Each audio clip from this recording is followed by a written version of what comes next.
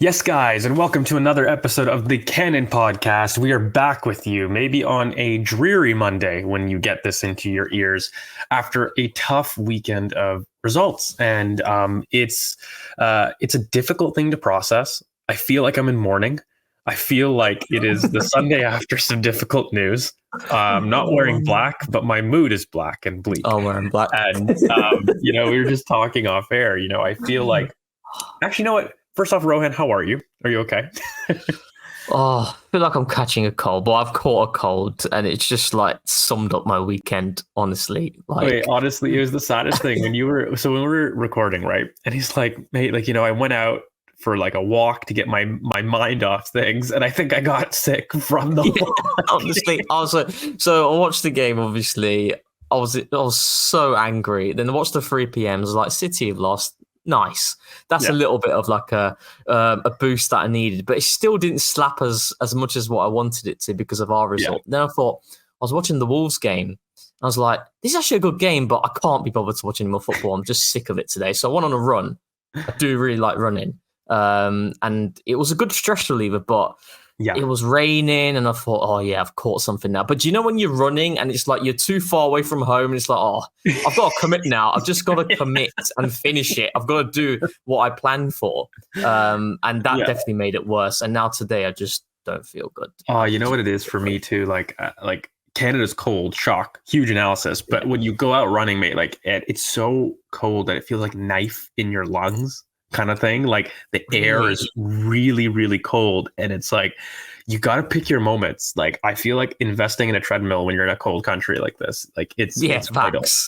Yeah, treadmill, especially even like here, treadmill for winter season. That's the ploy. That's the move for sure. 100%. And you know what? Somebody that I don't think was running very much in the second half was our team. What a transition. We're going to get into the game. Okay, first things first.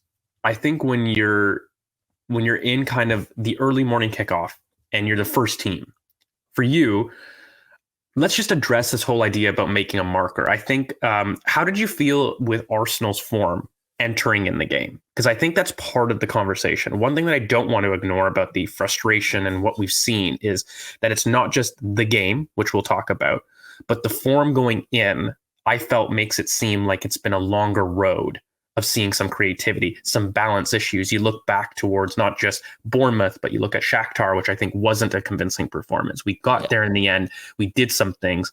But, I think Bournemouth was the first one where people were saying, okay, that's a little bit maybe potentially on the manager. That's something in which our approach was wrong.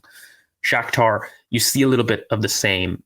And then you're entering in Newcastle. Like, where's your head at in terms of what you should be expecting the first game of the weekend, the opportunity to maybe lay a marker and let everybody else know? Like, were you feeling like there was a lot of pressure on the team to perform?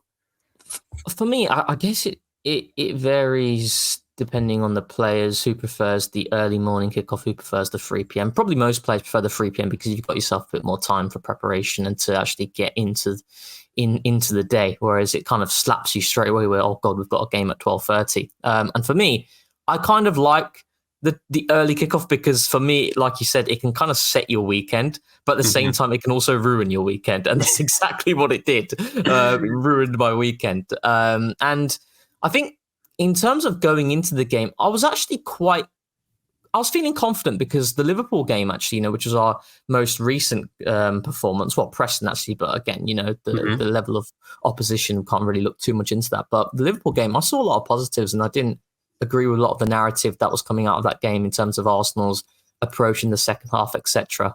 So there were a lot of positives to take from that game. And then going into this game, I was feeling quite confident, but it didn't really transpire that way. And a lot of frustration. I'm sure we'll obviously get into the game. But yeah, I was actually quite confident going into it, despite the fact that we have seen warning signs, like you alluded to, against Bournemouth and Shakhtar. The second half against Shakhtar in particular wasn't good. But then maybe you're kind of looking at it from a different angle and saying, oh, maybe perhaps the players were saving themselves, conserving a bit more energy going into the Liverpool game. But then Bournemouth, there's a lot to unpack here, and a lot to kind of look into as to how Arsenal are really coping with adversity, and in particular the Martin Odegaard injury in these types of games. So yeah, but I was confident, George. Honestly, I was confident. I thought we'd go into it. I thought we'd win it because we have had a pretty decent week considering the context,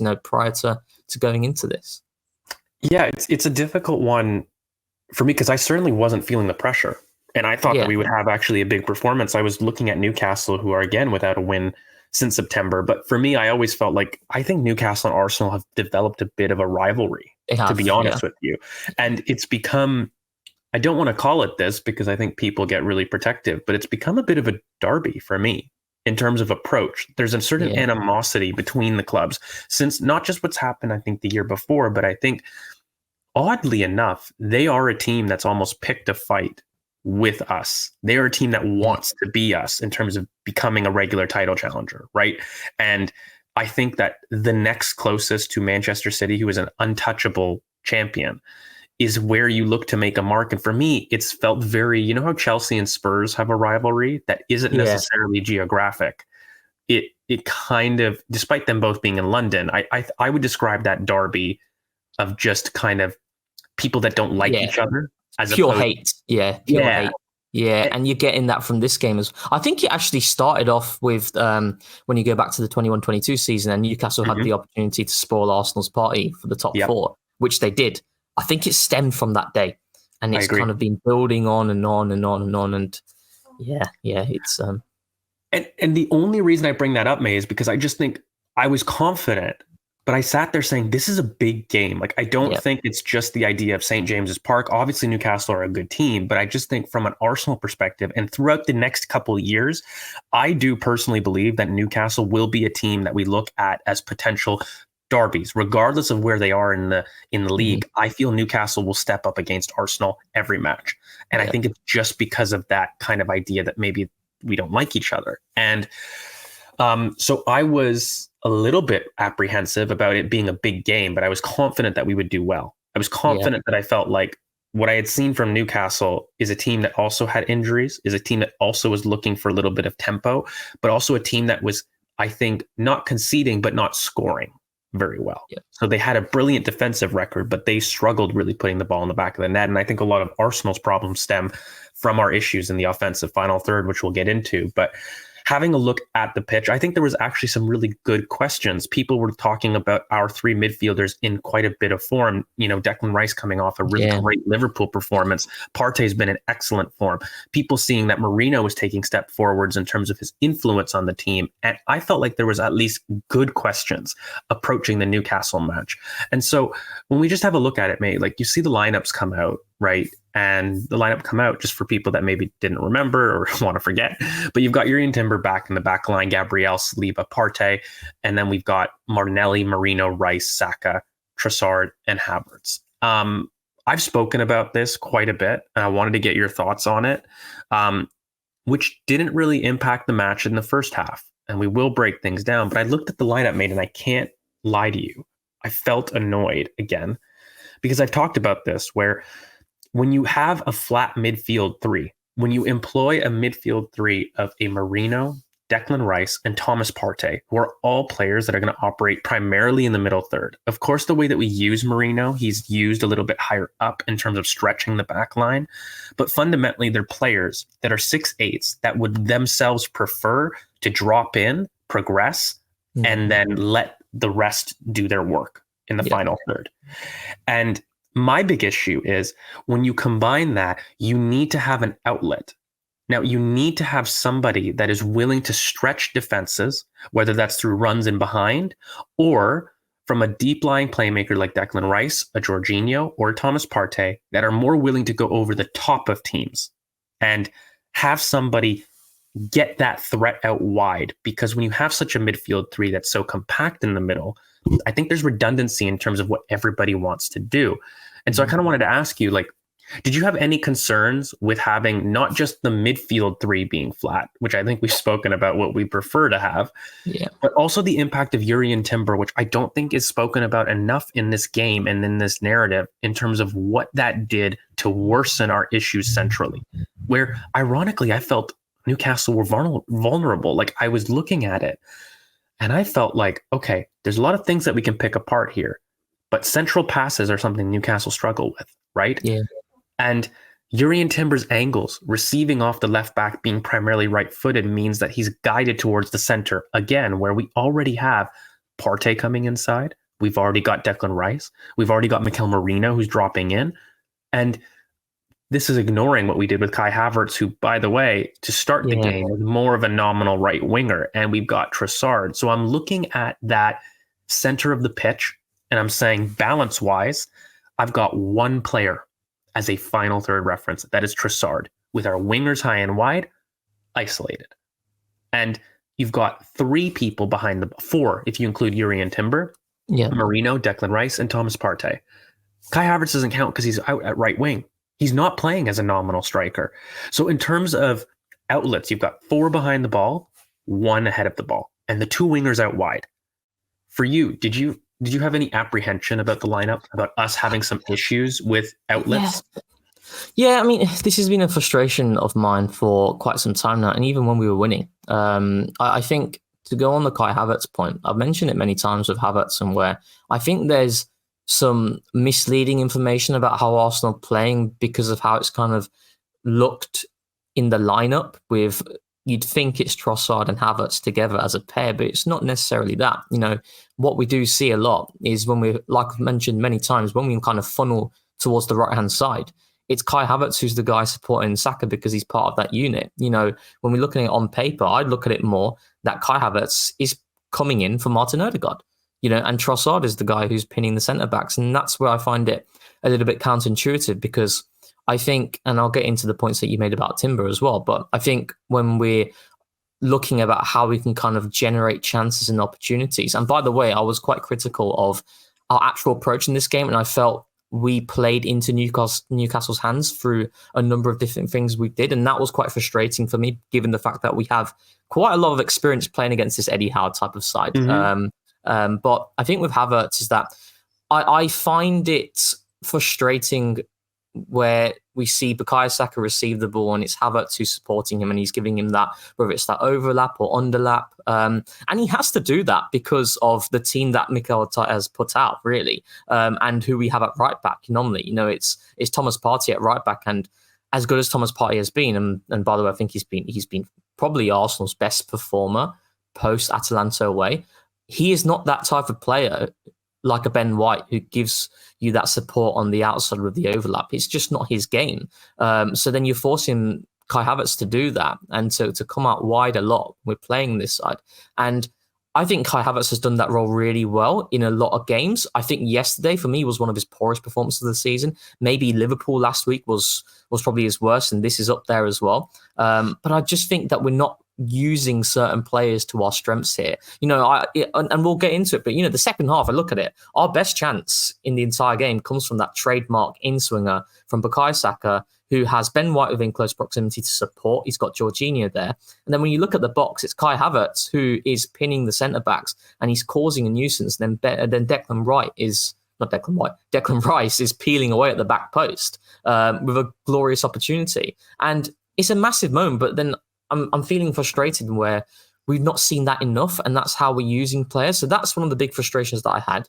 The other thing, as you alluded to with Urian Timber, I've mentioned this quite a lot of times in where I don't think there's enough focus on, you know, angles and how we can kind of progress forward. And I would think with Timber, he's been fantastic off the ball, out of possession. You know, we can go through the list of wingers that he's locked down already this season so far, / neutralized. You know, he has a long list. But when I'm talking about in possession, I just think that it doesn't allow us to progress smoothly through the left-hand side because he is a right footer. And actually, if you look at the way Newcastle played, their entire press and the way that they're kind of forcing pressure, it's towards our left-hand side because they know the weakness is there.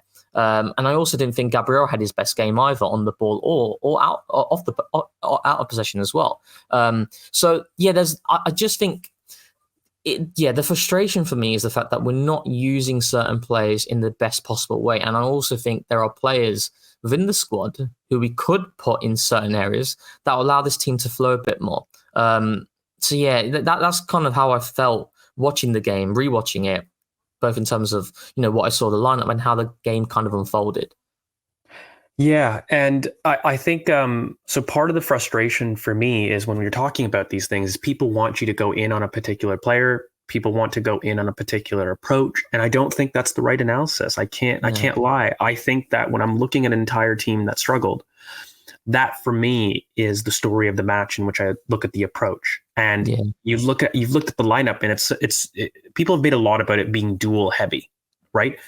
Part of the issue is I don't think we want our duels in the match. You could put as yeah, many duels as you want in there, but if you're not winning the duels, then really that approach isn't going to bear the fruit that you hope it to be. And I kind of wanted to ask you. I mean, we went with this idea for me that was initially to man press a lot more, but we got outdone by a couple of good bits of build up play by yeah, Newcastle, yeah, admittedly. And I think that really threw a wrench into the approach because it was one of the first times that I feel that the team went with an approach that they were met with something that they weren't expecting. And that can happen. And I think that when a team responds well to something that I feel like you didn't think they would, that's on you as a player to kind of adapt to it.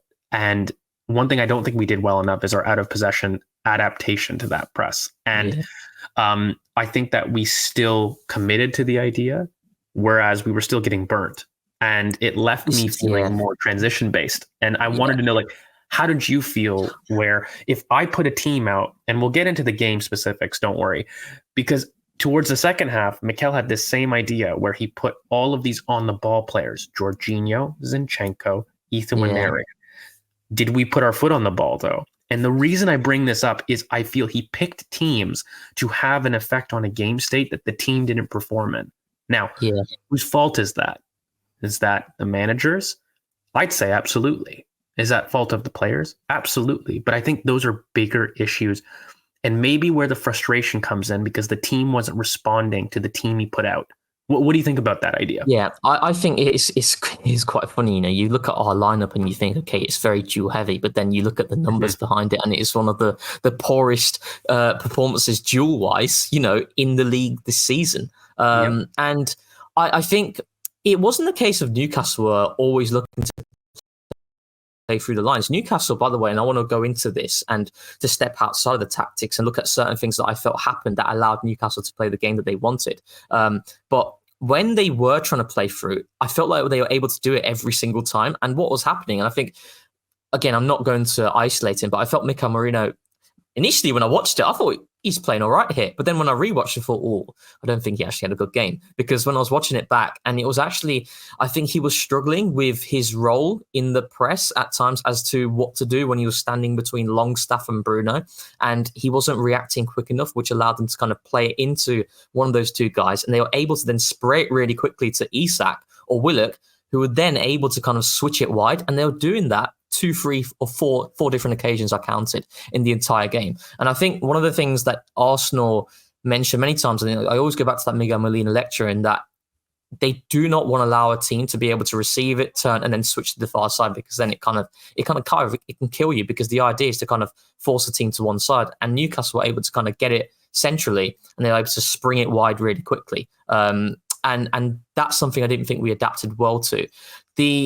And maybe that's, I think, in hindsight, if Declan Rice was performing that role of what Marino was doing off the ball and Thomas Partey was in midfield, in where Declan Rice was, would we have seen a change there? Possibly, but then at the same time, does that affect the way that we can kind of flow through the left-hand side as well? Yes, because I think then you're looking at a Timber, Rice, Martinelli partnership, and again, that's something that's not really going to help us there. But I do think that we did struggle in the press. And I felt like we were just 1 or 2 seconds late every single time. And it kind of stemmed initially from Marino. And again, he's going to take time, you know. And last week, I thought he had a fantastic performance against Liverpool.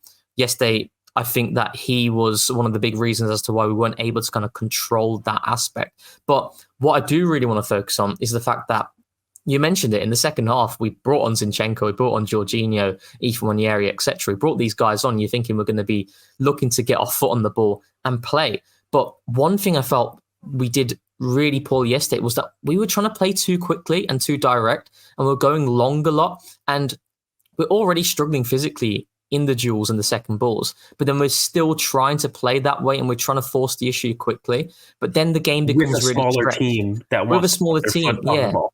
Yeah, exactly. And it felt like we were trying to I felt there was a lack of patience in our play yesterday as well at times when we had the ball, and we were trying to generate a quick situation quickly. But instead, I felt the best moments that we had in the game was when we were able to kind of recycle possession a little bit and then pin them deeper for a bit.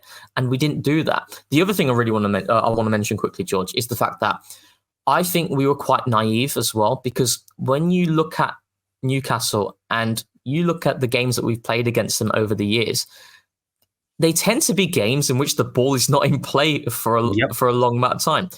We conceded 18 fouls yesterday. 18 fouls.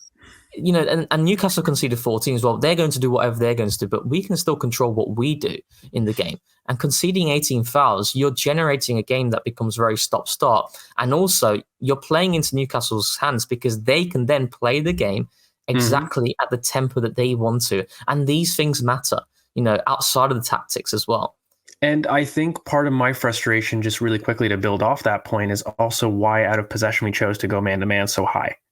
Understanding that it plays into a dueling aspect. And I think that I think it works as long as the players that you've committed are going into a full man-to-man press. But part of the problem is I think after one or two times, people laid off and it wasn't a joined press from everybody. There wasn't the same thrust for me.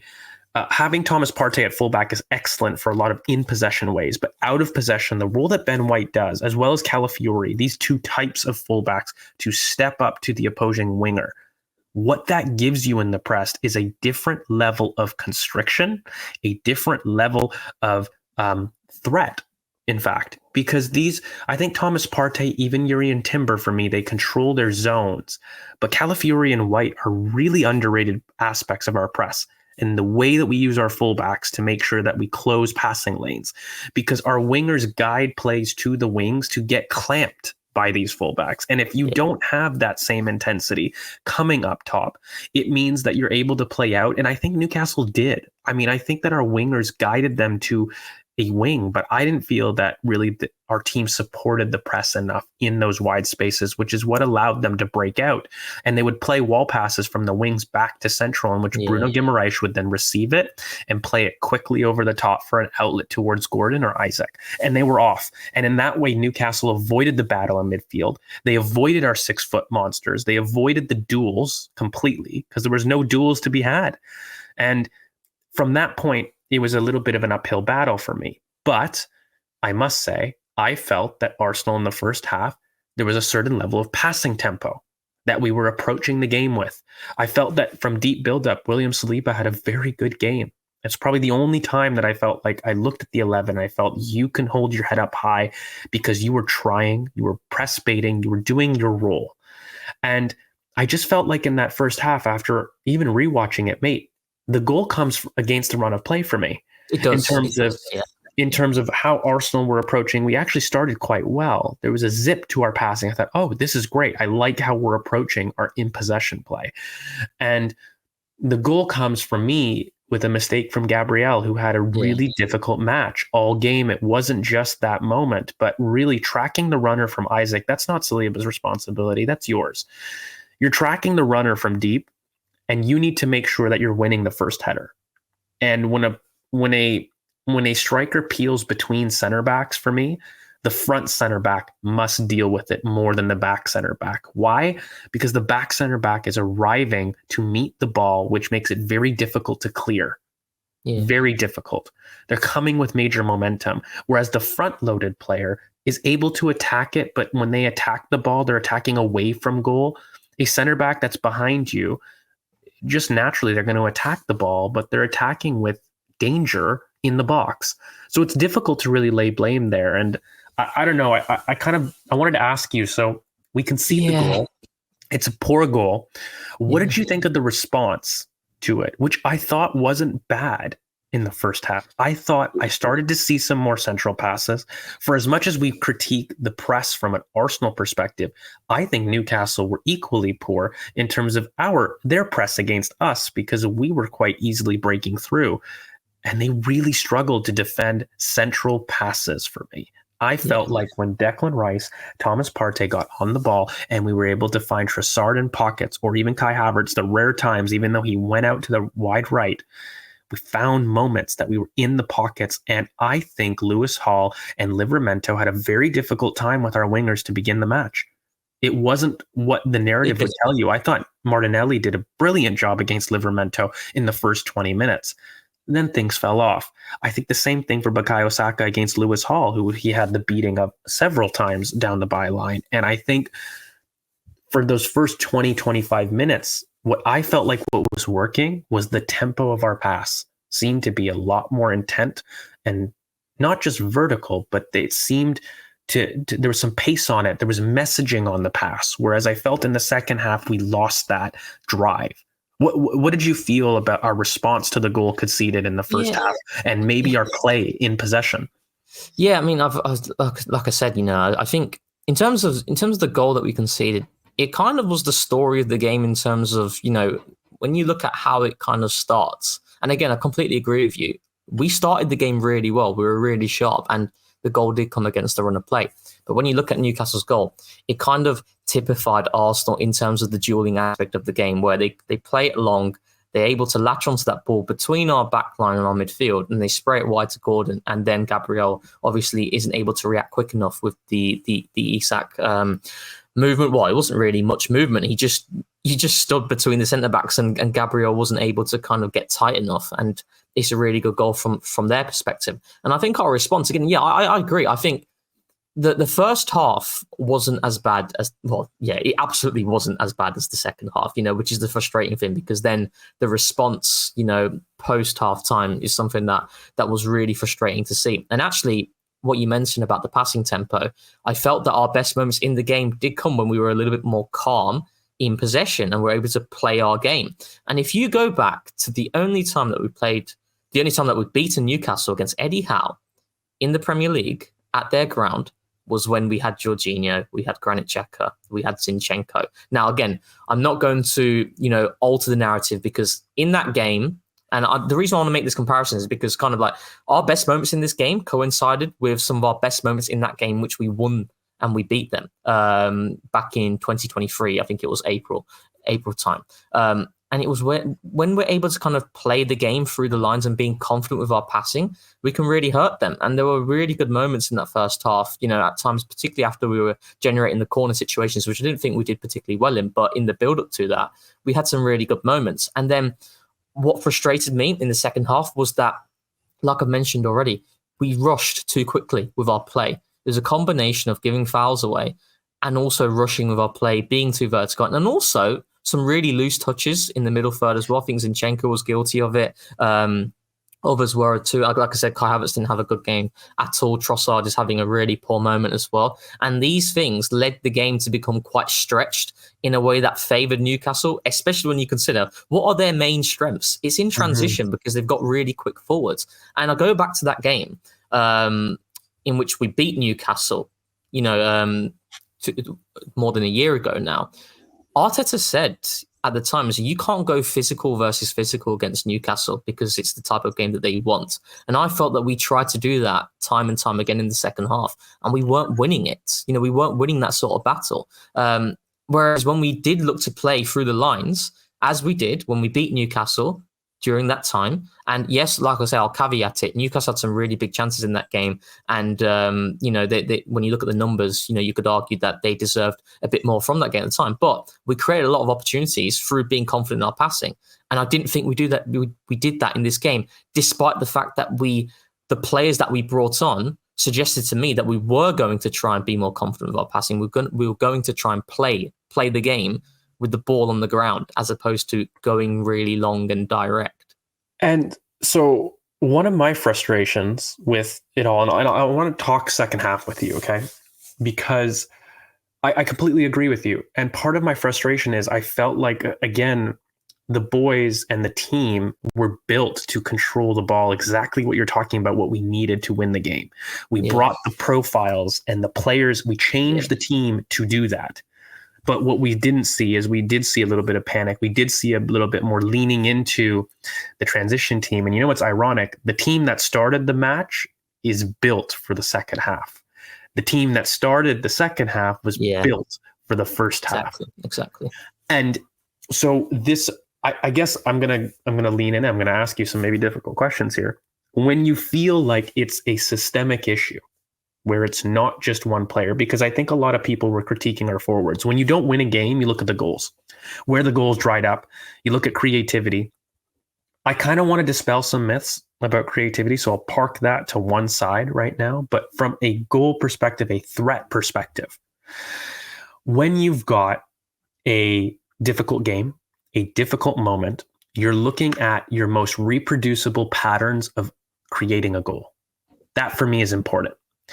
And I would ask you from an Arsenal perspective, those things this season seem to have been A, set pieces, and B, they have been, for me, false transitions with quick, ironically clinical finishing on the counter, which is something that we don't always do well. But it's either setting Bukayo Saka out to go and achieve a 1v1 quickly, who does something magical, or we've been able to transition through the thirds really brilliantly, where we get to Kai Havertz quickly, who opens up and can set Martinelli free, who opens up to a quick release from midfield to allow for a transition. Those have been, I think, Arsenal's most potent goal scoring opportunities this year, at least.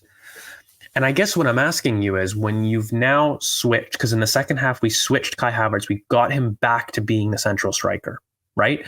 We asked him to do that. We asked Leo Trossard to actually drift wide right. For me, I saw that switch happen. So we recognized what we were doing was wrong in terms of how we used our front two. Unfortunately, I don't think Kai Havertz had the necessary reference that we needed at that moment. And I don't think that our wingers did either. So we look towards Gabby Jesus to offer that. We look towards introducing another ball-dominant player. But again, we added somebody that added chaos to a game that was already chaotic. Yeah. and so it's a bit of, for me, a difficult. This is where I criticize Mikel, and this for me is where I think criticism is fairly made. Where do you make with how Mikel's impact affected the state of this match? Because ironically, I felt that the subs were made at the right time. They were the correct profile of subs, but the team didn't respond to what I feel he wanted. And it's very few times in his tenure that I feel I can say that. That's for me where my frustration on this match reached peak level. I think that, things don't go your way. There's days like that. We've been in a poor run of forms. We've been losing in batches. I think me and you, we've talked, when we're talking title, this is our December. And I have no problem with thinking we're probably going to go on another big run of wins. I don't worry about that. But what I do worry is every time I see a match that I feel the team doesn't respond to the selection that a manager puts out, I think is a deeper problem than simply Martinelli's in poor form. I want my favorite winger to be there instead of Martinelli, which is where these conversations I'm seeing online. I'm seeing a very individual based critique, or a Martin Odegaard being so, when he's back, the team will change. And I'm not too sure I'm seeing an individual issue with this team. I'm more seeing an approach issue in which I'm fielding people that I hope to gain more possession, and I see transitions. When I see transitions, I'm seeing a more methodical approach. And I'm saying I think that speaks to a little bit more indecision in the team. And I think it speaks to indecision because we're just not putting players in roles that they're comfortable with fundamentally. This is where it is, George. I think that's the biggest frustration for me. And this is where I guess it depends on your opinion of what systematic really means. For me, I think this is more down to the fact that we are not putting players in optimal positions at the moment. That is going to allow the game to flow. That's where I sit on it. I don't believe that we are a team where, for example, structurally we're getting cut apart. We're getting cut apart, and teams are creating loads of chances against us. I don't see that. But at the same time, I'm not seeing a team like we saw yesterday generate enough threat. We're not generating enough threat. I went into that second half, and when it was the 70th minute, I didn't feel like we were going to score. I thought, this game is not really going anywhere. And that's despite the fact that I look at the change and I thought, okay, these changes are making sense. We're moving Timber away from left back. We're getting Zinchenko on. Yes, there's the caveat of, what he is going to hurt us with in terms of his off the ball work, but the game required more dominance on the ball. I understand that. Ethan Nwaneri coming into the team, totally understand that. Something that I've been crying for. And by the way, I think with Ethan, there were a couple of moments in which he doesn't recognize the underlap. I don't know if you can kind of recall those moments in which I think Ben has the ball, Bukai has the ball, he plays that ball. That can happen, but that sort of profile and that type of player was what was needed in order for us to kind of actually start to dominate and control the game with the ball.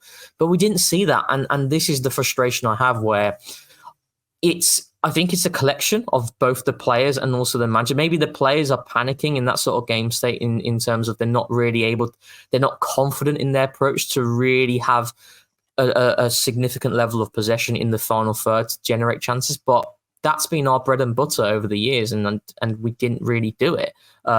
So that's one frustration I have. But like you've mentioned already, the biggest annoyance for me is the fact that we are not putting players in the areas that allows them to thrive at their best. And that's down on the manager. And I think it's okay to say that. It's completely fine to criticize Mikel. And games like against Bournemouth, for example, I was frustrated with what I saw, but at the same time, before we went down to 10 men, I felt that we didn't play too badly there. But yesterday, there's not a lot of positives I can take from it, from Mikel's point of view.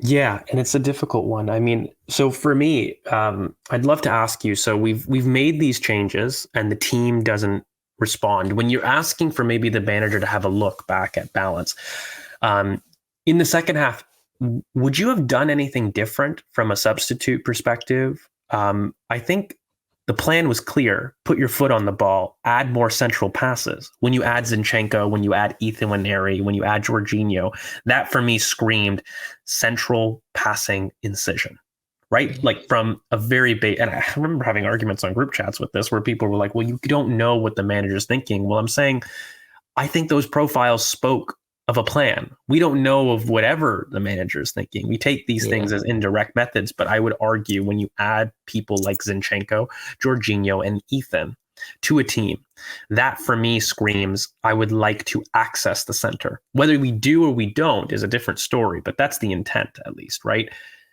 What would you have done anything different from an Arsenal perspective, where for me, Newcastle, after the break, they just sat in a low block. They trusted their block, and there was a lot of things that I think Arsenal do from a certain perspective. And, Arsenal, we've employed this tactic in which we're comfortable defensively because that's our strong point. Break us down if you can. And when you're in a low block like this, there's two solutions that come to my mind, and I want to ask you. Low block, no Martin Odegaard. We're looking at creativity, and we've added the creative players. So check. We've done that part, right? I'd love to ask you, how else would you break a low block? I've got my ideas, but I kind of wear your idea because that's where we struggled with in the second half. Play became pedantic. We started going back to front. We recycled the ball. There was a lack of ideas. The ball became slow, and the ball got caught between our feet, and we were just passing on kind of the 18-yard box line, essentially moving the ball back to front, trying to find and create space. For you, what do you think is the most effective way to break a low block in a team that's well organized, that isn't jumping out to you, and isn't giving you the holes, much like Arsenal don't? How do you feel that you can break that kind of a low block? Yeah, I mean, I have ideas, by the way. I have a solution. Yeah. I'm not just doing. I have one in mind, but I want to see what you would do. Yeah, I mean, I think you can look at a lot of different things. I do think that this game. I felt both Saka and Martinelli were really wide and weren't getting involved in as much of the play as possible. And for me, when we're looking at Saka, he is our X factor, and I'd want to get him a lot more inside. And I think the Ben White substitution, I would have looked, when Ben White came on the pitch, I would look to have pushed him a lot wider to then give Saka that license to come more inside and to then get into those areas in which he can play that ball behind the defensive line for that half-space cross towards the back post. I think that's a massive killer against low blocks. We saw it. Our best chance in the entire game came from that. And look at where the players, look at where Kai Havertz was, look at where Declan Rice was. That could have easily been Marino. We didn't see a single cross like that when Marino was on the pitch. I love you, and when you podcast, it's like we're all in sync. That's what I'm getting at. That back this is the thing with me, George. The frustration that I have with this is that Declan Rice should have scored. He absolutely should have scored. But my frustration is the fact that our best chance, that sort of chance, we only saw it once in the whole game. Yes. And That's this is my where issue there's a too. criticism of the manager, and that's where I've not once came after this game, and I don't, even if it was, let's say, a Martinelli missed it, even if it was a Saka who missed it, etc. I wouldn't go on the players there, because I can't sit back and look at one moment in the game and then pinpoint the blame on the players there. I think there has to be more focus on the fact that that was the only moment we really created in settled play that was threatening. And do you know that the only time that we actually created through set pieces was that Trossard chance off the back post yet again? You front load the area. Do you remember it was in the second half? I believe like the 57th minute. We have a corner piece set routine and Trossard just peels back post on the right. And he makes good connection, but I think Newcastle defended it quite well. But it's the one time that he's left alone in a set piece routine. And it comes from a blindside run off the back post. And again, this is something that I've spoken about before for Newcastle. And I said, those fullbacks, they're great duelers. They are. Livramento, Hall, great duelers. I think they struggle with blindside runs off their back post. And the frustrating thing is we saw instances of it for me. I still feel that Martinelli, for example, who was having a really good start, how many crosses did he have? Who, by the way, has been a very good crosser this season. Yeah, exactly. Yeah, And from a Arsenal perspective, when you've got Kai Havertz peeling right wing, that's a simple run. This is where I get my frustration. It's a simple run off the blind side of Lewis Hall. Let Saka come inside to be the cutback. Why don't you go back post? Martinelli has a crossing target. Merino in the left 8 position is your left-handed crossing target when Saka gets the ball. That, for me, seems to be very logical runs that I haven't seen made in the team yet. So this is where I critique Mikel a little bit on it. And the last thing that I do want to say is I want to crop up some stats. And so I'm going to share my screen from the Newcastle game of last year. Okay. And I'm just going to quickly ask, do you see this? And I think it'll be difficult for people. I see it. But for people that are listening, this is a Mark Stats bot that just generates essential basic statistics and also passing networks for games. And, it's just kind of a regular thing that he does. And, I wanted to go back to last year's game. And so I'll just describe this. And I kind of want to ask what your major conclusions are, Rohan, because for me, XG is pretty similar. Our threat is the same. This is done on November 4th of last year. This is the St. James Park performance. And I think when you look at the cumulative XG or cumulative expected threat, you can see a very distinct portion in which the front half of the match, Arsenal are in front, and then Newcastle take over. There's a very even split in terms of the expected threat between both teams. The one thing that I'll say is if you look to the right, our passing network from last year is a mess. It is very clearly worked with everybody camped on the opposite end of Newcastle's box, and there's very little structure involved in this. And Declan Rice is the clear progression carrier. That is the only one really offering Arsenal a lot, which is weird when Declan is so high. and so that was last year, right? I'm going to switch to this year's performance. Same ground, pretty much the same, almost exactly a year later. I'm going to have a look at the pass map. I'm sorry, mate. This pass map looks a lot better. Arsenal's progressive carries are a lot better. There's a lot more support for the team. The one issue that I've got, and Arsenal, by the way, clearly have a higher expected threat for most of the match, bar the first 15 minutes. And I kind of wanted to talk about where we're taking our shots, because people might say, okay, what's expected threat? What exactly does that mean? Everybody that watched that match saw that Arsenal weren't carrying threat. But I would argue, look at where the dots in the non-penalty shots happen on the bottom left of your screen. All of those happen where? Back post, mate, and front post. It's so frustrating. The reason that I've shared these things is because we just finished talking about how at least I would solve it, and that's through back post and front post half space crossing.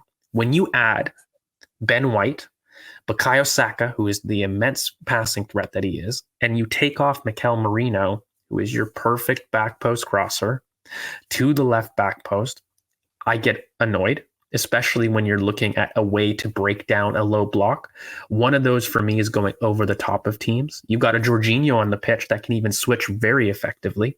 So we put the players on the pitch to switch quick, but we didn't see enough exploitation. And the biggest threats in the match were when we went back post or front post, as you could have seen in those stats. So for me, that's my one frustration when I'm looking at the difference between last year and this year. I think this year, ironically, was a much better performance. It was. Do you not think then, George, that this is where I look at it, and when we kind of like branch out a bit and looking at, where is there light at the end of the tunnel? Mm-hmm. I don't see this as being, a crisis or something that is that there's just no hope for us. I see this team can react. I see things that can happen that can allow us to kind of flick the switch, because ultimately right now we are in a bit of a rut. As much as the fact that I went into this game with confidence because I felt that we've had a decent week, Liverpool and Preston, it is a bit of a rut, because when we sit back and we look at it, right, and we forget about the tactics, we've mentioned it many times. Arsenal under Mikel Arteta, they have shown many times that they are able to go on really big runs where they're able to rack up loads of points and pile on a lot of pressure against their competitors, being Manchester City, obviously. Now we've got Liverpool at this moment of time. But at the same time, we have periods in the season where we have clusters of poor results. We had it last season in December. And, for me, I look at that and I felt that was the defining moment in the title race. When I look back, I don't look back at those isolated games that we saw, defeats against, Aston Villa, a point at the Etihad. I don't look at those things. I look at these clusters. And again, we've now come to today. We have played Bournemouth, we have played Liverpool, we've played Newcastle, and we've accumulated 1 out of 9 points. You can even go back to previous seasons as well. And I know there's always context. You can always dive a little bit deeper and explain certain results. But the reality is that we've had clusters happen. We've had it this season already. We had it last season. The season before, when you go and look at, I think it was, we had it quite a few times. I think it was against Man City, Brentford and Everton. Then obviously towards the end of the season when we had the results against Southampton, West Ham, Liverpool. Go back to the previous season, and I know, again, there's a lot of context behind some of these fixtures, like the 21-22 season. At the start of the campaign, there's an undoubted pattern of cluster loss. It's cluster losses, like that 21-22 season, Brentford, Man City, Chelsea. There are these games and these groups of games that happen that ultimately can cost us in terms of what we're looking to achieve at the end of the season. That to me is a worry for a lot of people, and I can hear that. I can understand that, because it's something that is happening season in, season out. Do you see that as a problem for Arsenal under Mikel Arteta, or do you see that as something that can just happen? Or this idea that a team is perfect is a fallacy. And this idea that even Pep's winning teams was perfect is a fallacy. Part of the issue, I would say, is they don't lose in clusters. They lose with similar frequency, but they spread it out. And so a lot of the poor performances are masked because they end up getting some really great winners, and maybe those performances, as opposed to a cluster of 3, they lose 3 games in 3 months, but it's once a month. Whereas Arsenal lose 3 games in 3 months, but it's in the same month, in the same couple of weeks. But do you think, George? So do you think though, if we're competing against Man City, right? And again, for me, there's a lot of context this season where people are assuming Manchester City are going to rack up these massive point tallies, which I don't believe they will do, because we have not seen a Manchester City team go an entire season without Rodri. This is the first time it's happened. That's massive context. It's massive context. This Liverpool team, I watched the Brighton game. I watched it. I'm telling you, Brighton could have been 2 or 3 up in that game. Mate, seriously. Watch our game. This Liverpool team is not a team that is better than us. I refuse to I agree. That. I agree. And I agree. No, I'm with you. I think that there's a lot of frustration, and I kind of want to address that in the last part of the pod here before we go to questions. And it's this idea of what you're allowed to feel. And there's 2 things that I personally have sympathy towards why people are frustrated. Number 1, when you see the type of performance, there's a way to lose. I've talked about that on the pod for quite a while. So from a perspective of, we've talked all pod how the approach seemed wrong, from this Newcastle perspective, the players didn't respond to the approach he wanted. That for me is valid criticism. That for me is valid worry. When you lose matches doing the right things, but things don't come off, for example, our Brighton red card, the way that we lost points seemed very good context for going down to 10 men, but we played well. We respected our principles. Those are ways that I feel you can concede points and feel good about your team. Yeah. Here, we don't, because the approach hasn't been respected. And so there you're saying, okay, is there something deeper happening? And I think there's a lot more fear because Arsenal fans recognize we can't afford for something deeper to happen because then they feel the title will be lost. Yeah. Now, that's the underlying point, I think. And so I need fans, and I hope fans that are listening to this have a therapy in which there's a reason to be frustrated in the moment, but we are undoubtedly a team of talented individuals. We are undoubtedly a team of, or a squad rather, with a quality that has different approaches and tools that can solve these issues. And I don't think that what I'm looking at is a team right now that is incapable of applying the changes that we've asked for in this podcast. And we have the tools, we have the balance. I do think Mikel is slow to react to change, but he reacts. This is what I agree with, yeah. And this is where I think sometimes it feels like for example, I mentioned it in a tweet and how, Arteta, he speaks a lot about the flow of a game, units, structures, combinations, and how important that is. But I don't necessarily always see that in terms of how he can kind of support our wingers. But he knows it. The thing is, he does know it, but it feels like this is where there's a little bit of a stubbornness to him, I guess, in terms of he has his idea, he has a plan. And I think he'll want to use that because he thoroughly believes in it, even though deep down he knows there's flaws to it. But then he will react to it. But then you think to yourself, oh, now we've gone on this big run.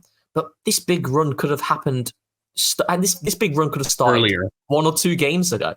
Yes. And this is where fans do get frustrated. And I totally hear that. I completely understand that. But this is why, for me, when someone asks me, oh, do you think Arsenal will be able to go on a run again? Do you think Arsenal will be able to do what they've done in previous season? Absolutely, because I've seen this happen many times under Arteta, and I've seen us react many times. The only thing is that it's frustrating when I come to the end of the season, I think, oh no, where did we lose the title? Oh, it was that cluster. It was that cluster where, that cluster may not have happened if we had reacted slightly earlier to a change that he knew what to do, but he didn't do it quick enough. So that's the frustration I have. Yeah, which for me is going to be an issue for Mikel throughout his career. Like I feel like, so Pep has galaxy brain, Mikel has faith in the plan, faith in continuity the brain.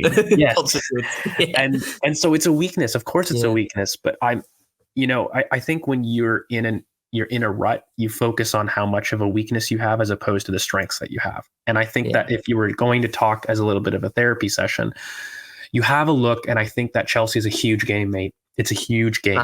I think this idea that the title is lost is definitely complete overreaction. I don't agree with that. I understand the frustration because I don't think I've seen a team in the modern Premier League era make up 8 points at this point in the match. And I think I've seen that stat floated. But the one thing that I don't think people apply context to is people have made up 8 points a lot later in the season. It just hasn't been from a title run in. So from a top 4 perspective, for God's sakes, Arsenal has done it themselves. They've overcome an 8-point difference back in March. So this idea you can't do it for a title run, that's the part where, okay, fine, statistically you haven't, but you've seen it for top 4 races. You've seen it. Other teams make up 8 points in shorter amounts of time to achieve objectives. So that we need to understand. The one thing I agree with is this cluster needs to stop. It needs to stop, mate. Because just really quickly, sorry, Judge, that you know how we talk about how Pep has these moments in which they're not perfect and they lose games as well, right? But then surely from our perspective, we therefore need to ensure that it doesn't happen to us in order for us to gain that ground. That's the argument, isn't it? It's like, and I like I said, I always think the Bournemouth game, certain results can happen in a season. They can absolutely happen because players are human.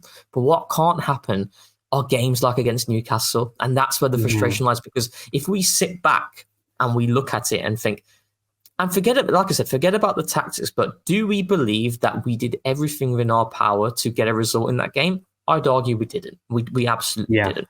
And that for me is the annoyance. Like, you can lose a game, but there's ways to lose a game, and I'm not going to look at an isolated chance. That was a really good pattern that we've seen time and time again. But the fact that we only saw it once, that doesn't sit right with me. And that's the frustration, Completely agree. And I think to move on, because I think where I'm at with it is, let's sympathize with the frustration. Let's agree that this Newcastle game is the worst way that you can lose a game in a season, which is, let's define that clearly. It's not just lost points. It's that you put out a team in which your team doesn't respect the approach that you've put out.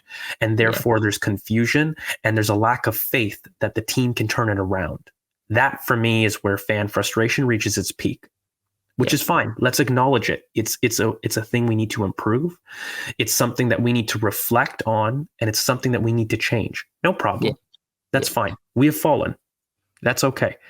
But one of my favorite lines in a certain Batman film is, "Why do we fall, Master Bruce? So we can learn to pick ourselves up." And I think we can. We've shown in the past that we can. And it's not an issue to fall. It really isn't. But it's an issue when you fall down and you claim that there's an injury that you can't move on from in life, and when you feel that's the thing. Yeah, I'm sorry. I just think I can't sit here and say, and Martin Odegaard is a massive loss to the team, and I want to reiterate that it's a massive loss. But I can't sit here and say that. That is a wider issue. If I'm thinking that Martin Odegaard is the reason why Arsenal have fallen off, that in the IR. That's a wider issue then. And if you think that, then that's a big issue. But I don't see that. I see an Arsenal team. I said this to Alex, where if Martin Odegaard was out for the entire season, it would hurt Arsenal. It absolutely would. But if we are going to sit here and say Martin Odegaard being out for the team, let's say for the entire season, results in Arsenal going from a title team to a team that is not able to compete, let's say, for top four, which is what some people are suggesting. That is a massive problem. That's a massive problem. I don't sit in that camp. I sit in the camp of Martin Odegaard is a massive loss to the team, but Arsenal can do things to mitigate the loss. And right now, I don't think we're doing that to the best of our capability, and that's the frustration. And that's a frustration. So let's talk about change, and let's talk about some of your viewer questions. So I'm going to go on X. I don't know, mate. In the meantime, if you can look over Discord on your phone to find a Discord question, but I have got some X questions prepared, and I think this comes from @AFC Amir11 on Twitter. Thanks so much for your question, mate. Do you think we've become too off the ball centric in our approach? I feel since watching us since the end of the 22-23 season, we seem very focused on our out of possession structure to the point where the players seem reliant on it to control games as opposed to doing it on the ball. Is this the reason we have regressed on the ball? When we have the ball, the players don't really seem to know what to do or what pattern of play to adopt, and it's ultimately hurting our creativity. Even when it comes to build up, we seem to go long and win a second ball from the header as opposed to playing through pressure. There's a lot in there, but essentially the crux is, do you feel prioritizing out of possession means that you don't do in possession work? And my simple answer is, we may prioritize it, but we're not even doing the out of possession work right now. So from a perspective of what can you do to control games, I've always said this: there is a yin and yang to football. It's in possession and out of possession. You can win games doing both, and doing one doesn't mean you ignore the other. And unfortunately, it's part of Twitter wars that you're in one camp or the other. And so when people see a team that is so quote unquote defensive, which is where the dangerous narrative from media comes in terms of people describing their team, which isn't true. When they see that, they assume that means then the in possession thing that's not coming off is because we don't value it, which is complete nonsense for me. I'd actually argue that whilst David Raya is going long, it's because we have long outlets now that finally allow us to go over the top of teams. There's not an issue with doing that. In fact, I think Arsenal have been very variable in their build-up. The biggest frustration since Martin Odegaard's been out of the team has been our middle third to final third transition. Getting there quickly, effectively, and with enough 1v1s. That has been a team issue. I don't think that relies on Martin Odegaard, and I don't think that the team has done or provided the right solutions. often enough, which is really quickly, and I'll define it instead of being vague. I think that the function of having Trossard and Havertz be your focus in a team that's without Martin Odegaard is wrong. The focus needs to be on the wingers with Martinelli and with Bukayo Saka. And having a 4-2-4 is fine, but you shouldn't be relying on your front two to drop out of a block to create space, because it takes away references in the final third. Let's add differences for how we use players deep to create space, but keep final third players high. And let's not make sure that our superstars are kept wide in a functional role to create width. Let's make sure other people are doing that so that the players with the most threat can focus on central areas. And I'm talking to you, Kai Havertz, who's dropping out of the pivot. I don't need you to go wide. If I'm going to do that, I can ask Ben. I can ask Partey. I can ask other players who are not high value in the box to do that. And let's add high value box players centrally and watch our results change. I don't think it's as it's as complex as saying we don't do attacking patterns. We don't coach attacking patterns. Mikel doesn't understand final third play. The man that's responsible for changing so many offensive players' careers doesn't understand attacking play. I think the man, by the way, who has led Arsenal to scoring 90 goals last season. The most goals in a Premier League campaign. I must repeat that.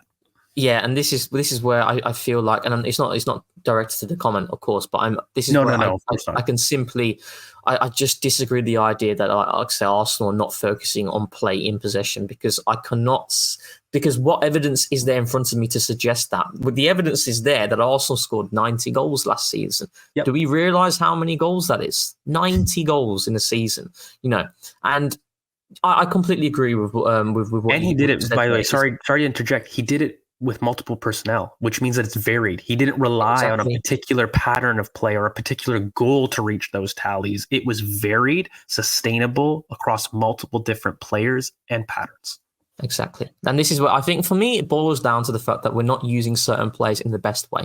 That is where I sit on it, and I don't have worries outside of that. The worries I have right now is that I feel like we have certain guys who can perform so much better, which will allow the team to flow better.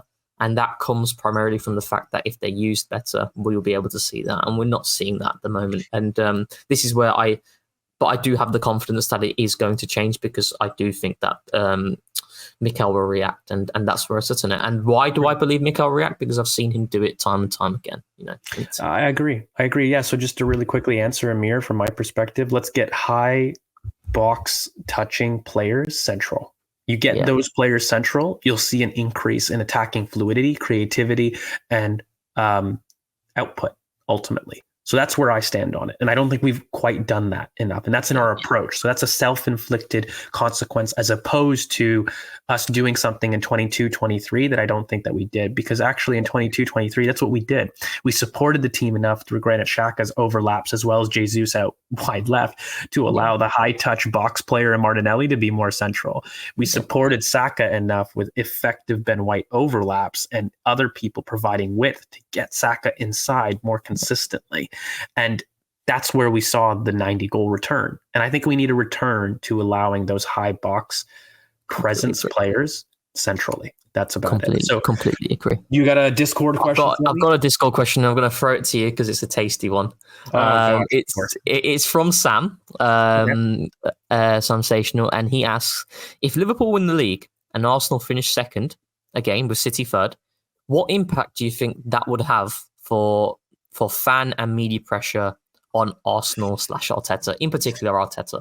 Where would you sit? Where would you sit if Arne Slot comes in his first season? When we look at it at baseline, it comes in his first season for Liverpool and he wins them the league. I think it doesn't look good on Mikel. That's the one thing I really not. It doesn't look good on Mikel. A shocking analysis there. I do think that it's a little bit disingenuous when you look at the Liverpool team, who for me underperformed massively with Klopp last season. They still have 4 all-time players in their squad, in which you could argue 4 players of that starting 11 are in an all-time Premier League 11 in Alisson, Van Dijk, Trent Alexander-Arnold, and Mohamed Salah. And they were in a title race as well last season, weren't they? The squad that he inherited, it has its flaws, but they went deep into that title race. We're not going to allow, if we're going to sit here and say Arsenal 2022, 2023 were in a title race, which they absolutely were towards the end, despite the fact that they fell off in the last few games, Liverpool did the exact same thing. They were in that title race. Until April, you cannot lie and say that they weren't within 5 points, because that's what they were. So they fell off earlier than Arsenal did. But more people were worried about Liverpool than Man City at the time. Do you remember when we were looking at the Etihad game? That was the narrative. Yeah. They were thinking Manchester City, we need them to beat Liverpool because they saw Liverpool as the bigger threat. So this is not a team that has just been built from scratch, where Arne Slot has built it from scratch and he's inherited it. That's not to say that that wouldn't be a phenomenal achievement for him, but I won't sit here and say, I'm not going to sit here and come out and say, Arne Slot winning it in his first season. There's a lot of context to it as well with the players that he has, with, like you've alluded to, those all-timers. They are all-timers. They are. Yeah. Do you know what it's like? It's almost as though that you are comparing selecting a athletic prospect from an unknown part in the world, like in Ethiopia, and asking him to be a gold medal winner, which was the case of Arsenal's squad. Arsenal Arteta took over a squad that was not competing for Europe. So as far as from a competitive aspect, they were nowhere near competitions. Yeah. Whereas Arne Slot's taking over a team that had a D1 prospect that got an injury, that is lacking confidence, but is still a D1 athlete, and took him to a gold medal. Both are very impressive, by the way. So taking you to a gold medal, you can't hold your head up at that. Like, that would be brilliant. And it would look bad on Mikel. Let's not hide from that. It would, because he's had the opportunity and this is where, and the resources. So yes, it would look bad, but let's not be disingenuous that Arne Slot is doing something that, Arteta could never do or has never done. And, I think part of where I stand on it is, if that were to happen, I would look at demanding for Mikel to have at least a trophy in the bag. And that's where I stand on it. Because if I saw a team regress down to even be second and not win a trophy as well, I would actually consider that regression from last year. Whereas every season since, I've felt that Arsenal have got more points, they've scored more goals, there's been an increase. Despite not getting our objective, there's been an increase in performance. For Liverpool to go first, there's no way we beat last year's total. There's no way that we score last year's number of goals, and there's no way that we've achieved last year's number of metrics. So we have factually regressed, and that's where I would critique. And this is where I sit on it as well. Okay, let's have a look at it. I look at it and think, it would be an excellent achievement from Arne Slot, but at the same time, you have to look at the squad that he's inherited and the all-timers, as you alluded to. But also, it would be a bad look on Arteta for sure. We can't hide away from that. But I don't think it is as bad as what people paint it to be. But it's not going to happen. I genuinely don't think that will happen. So, yeah. I do think, unfortunately, that this has brought up a lot of feelings on Mikel. Mikel has never been everybody's prom queen. Yeah. Mikel has been some people's underdog prom queen, but he has never been universally accepted in the fan base, for me. Yeah. There has been a lot of people that have been forced to be quiet because of the performance of the team, and you can't really argue on somebody that's giving you results. And Absolutely. There's been a part of people that have said, I can't wait to say I told you so. There's been a large point of that, and they've been forced to be quiet. And I think what's sparked in the last couple months has been everybody pictured this year as the year Mikel must win a trophy, which I've always found crazy entitlement from not just an Arsenal fan base, but from a media that put pressure on a team must beat Centurion winners, people that are arguably the most celebrated, the most successful team in Premier League history. You're supposed to just ruin that title challenge. Who do you think you are? That is an incredible thing to say. But I will say we have exited a summer that I think maybe it's the first summer that we all didn't feel we maximized, which put more pressure on it. So on the backdrop, it's not just people accepting or wanting success. They also say, okay, you chose not to do what you felt could get you in the best position to win a title, but you did what you thought was right. And we can accept that as fans if you feel you've done the most to win the title, but then you got to win. If I feel like you haven't done enough, for example, let me put it to you this way. You've got a son or a daughter, and they're studying for a big test, and you sit there and you're thinking, I don't think you've studied enough. Have you done everything that you have? And they said, yes, Daddy. I believe that I've studied the most. You shut up if they get an A+. Exactly. If they get a D, you say, sorry, little one, I don't think you studied enough. Next time we've got to sit there and we've got to maximize. You got to fix up. You've got to start doing more extra credit. You've got to do more things in order to ensure that you get a higher grade. And that, I think, analogy kind of comes to a lot of fans where I don't think they feel that they studied enough for this test. But hey, if we pluck out a trophy, if we get an A+ on the midterm, we'll shut up and say, you know what? You knew what you were doing. But until then, there's going to be questions. And I would just end on this part in the pod where I feel I'd like to end on some hope again. I maintain that this Arsenal team are special. This quality of team is special. I maintain that Arsenal with a fit starting 11 will blow any team out of the water. With a team that we can call upon everybody in the squad without having to worry about injuries is the best team in the starting 11. You have to act like it, though. It's not just enough to be really talented. You must also start to show that talent in adversity. And, I think that's one thing we can expect from this team. I believe that Mikel will absolutely adapt. He will see that there isn't a lot of time, by the way. And I think he'll look at Chelsea as a big landmark fixture. We've always done very well against Chelsea, especially at the Bridge, and especially under Mikel. That is a team he loves to play. And I think it's a perfect way to enter the international break, to be honest with you, because I think it's a big test, and it's a big test narrative-wise. I think we need a big win. I think we need a dominant win. I think a dominant win against a top 6 side is the potential liftoff point for this team to start saying, we are the ones that need to be taken seriously in this league. It's one of those ones where a big win allows people to recognize, remember the fact that Arsenal is still very dangerous. That's what it is right now. Right now, I think people are looking at Arsenal and thinking they're falling away. They've had 2 successive title challenges, and now there's the narrative of demotivation. Players are not playing for the manager, etc. You're getting all these sorts of narratives. But a big win against Chelsea, who, bearing in mind, have started very well under Enzo Maresca so far, relative to what we've seen in previous seasons. We're not going to go into the spend that they've had. This is something that they should absolutely be doing right now at the current level they're playing at. But a big win really changes the narrative, and it's like, wow, Arsenal, they're still here. They're still a big team. There's still a team that is going to go to the end. And I think, the point you made about when Arsenal have their strongest 11, they can beat anybody. Right now, we don't. But even though we don't have our best 11, we have players who can make an impact that can win most games in this league for us. Most games. And that's the key.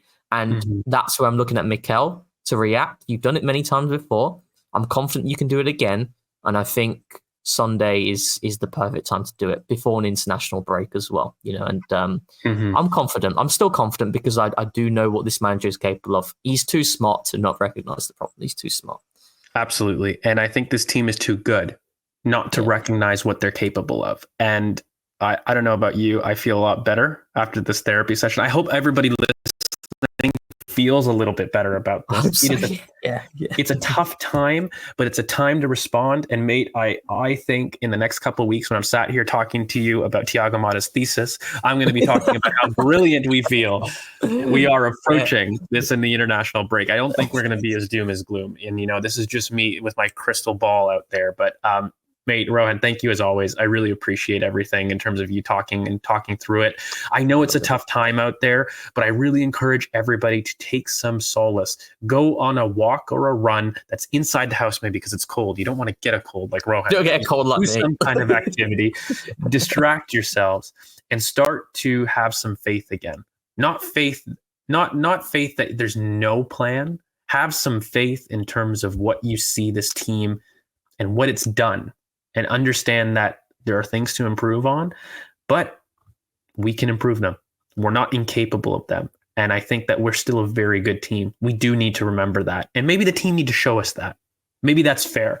Maybe that's fair in terms of a team with fans that are saying, okay, I've lacked approach in the last 4 or 5 games. Let me see intent. I don't need to see point. I want to see intent. And we start doing those things. You respect the fundamentals of the game. I believe the game respects you. So that's where I'm at. Rohan, mate, any final thoughts? No, just keep the faith. It's not blind faith as well. Keep the faith. This team, it has a lot of quality in it, and this manager has a lot of quality as well, as we've seen many times. And we'll get through it. It happens. We'll get through it. We'll get through it. And so, guys, this is where we will leave you. Please make sure that you guys like, comment, subscribe. Of course, if you guys really enjoy the content, you can drop down and kind of follow us on Patreon with the 7-day free trial if you would like. As well, Rohan did a brilliant data pod, by the way, earlier with our other friend, George 2.0. It is actually quite phenomenal. They've developed some statistics really for the Cannon podcast, and I would encourage everybody to just get an idea about data. It's not scary, I promise. Rohan breaks it down brilliantly, as he always does, the GOAT commentator, in terms of how we can approach data and how we can interpret it for Arsenal. So I think that's a really great pod for you guys to look out for. And of course, this week we've got a ton of content coming out for you. I believe we've got a midweek game as well. And we're also, yes, we've got Inter. It's a big one. So we absolutely will do that. We're going to have an Academy pod coming out for you, your monthly Academy pod. So look out for that. And of course, TCP Live, where we can joke about Alex's dating life and see where he's at, because that's what you tune in for. So it's brilliant. Thanks, guys, so much for sticking with us. Thank you for sticking with the team, and thanks for keeping it Arsenal.